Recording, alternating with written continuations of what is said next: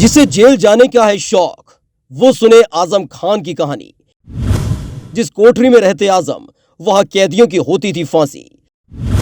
फांसी वाली कोठरी के बगल आजम खान ने बिताए 27 महीने। आजम खान बोले, मेरा भी करते एनकाउंटर। एक दरोगा ने बताया। नहीं था कोई मोबाइल, लगता था बहुत डर। अंधेरों में बिताई जिंदगी।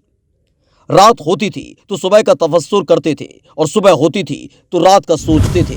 जेल से रिहा होने के बाद आजम खान ने भावुक अंदाज में अपनी 27 महीनों की जेल यात्रा का दर्द बयां किया।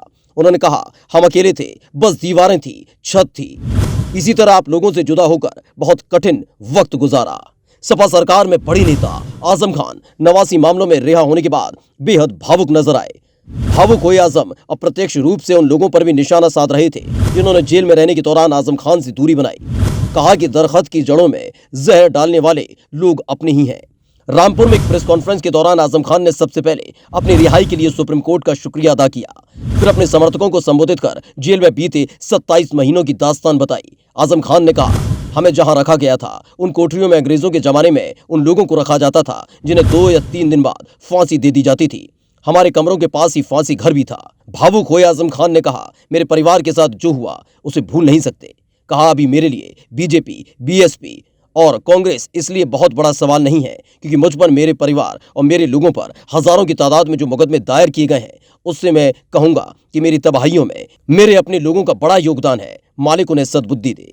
आजम खान की ये दुख भरी कहानी यही नहीं थमी। उन्होंने अपने भावुक अंदाज में कहा, हम पर मुकदमे कायम कराने वाले 8 लोगों ने कहा कि हमने उनसे जबरन जमीनें छीनी, लेकिन उन लोगों को चेक से पेमेंट की गई थी। जिन जमीनों की कीमत 2000 रुपये बीघा भी नहीं थी, उन्हें कम से कम 40,000 रुपये बीघा के हिसाब से खरीदा। वे सारे लोग मुकदमे हार गए। उनको लगता था कि अब हम उनके खिलाफ मुकदमा करेंगे, लेकिन हमने ऐसा नहीं किया।